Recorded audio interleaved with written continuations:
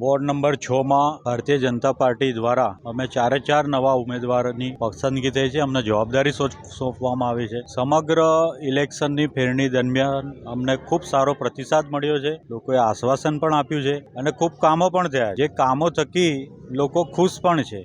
ક્યાંક નાની મોટી વસ્તુ હોય તો અમે પણ પ્રોમિસ કરી છે કે પ્રાયોરિટી બેઝ પર અમે એને પૂર્ણ પણ કરી. અને લોકોએ જનતાએ આશીર્વાદ આપ્યા છે કે ફરી વખત ભારતીય જનતા પાર્ટીને આખી પેનલને વિજય બનાવશું, ફરી બહુમતથી વિજય બનાવશું. વિકાસના કાર્યો તો થતા જ આવેલા છે અને થતા રહેશે. ભારતીય જનતા પાર્ટી જે એક વિચારધારાની પાર્ટી છે એ વિકાસના કાર્યો જેમ જેમ નક્કી કરશે અને અમે પણ વિકાસના કાર્યો કરીશું. જે કંઈ નાના મોટા કામો હશે તમામ નગરજનોના અમે એ તમામ વિકાસના કામો ચોક્કસપણે કરીશું.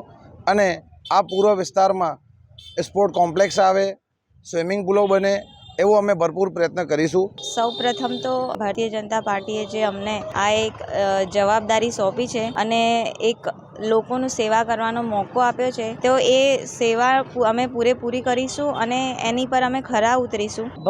ઉમેદવાર તરીકે ભારતીય જનતા પાર્ટીએ મને વોર્ડ નંબર 6 માં ઉમેદવાર તરીકે જાહેર કરી છે. આજ સવારની ફેરણીમાં અમે વુડાના મકાનોમાં વારસિયા વિસ્તારમાં કિશનવાડી પાસે ગયા હતા. ત્યાં અમને ખૂબ સારો એ લોકોએ ઉત્સાહથી અમારું સ્વાગત કર્યું અને ખૂબ સારું અમને પ્રોત્સાહન પણ આપ્યું કે અમે તમારી પૂરેપૂરી પેનલને જંગી બહુમતીથી જીતાડીશું અને વોર્ડ નંબર 6ની બધી જ જે જવાબદારીઓ છે એ તમારા ત્યાંથી અમારે પૂરી થયેલી છે. અને અમે પણ એ લોકોને પૂરેપૂરી બાહેધરી આપી કે વિકાસના જે કંઈ કામ આગળ જે થશે એ અમે પૂરેપૂરી બાહેધરી આપી કે અમે ચારે ચાર જણા પૂરી જંગી બહુમતીથી કરીશું એમ.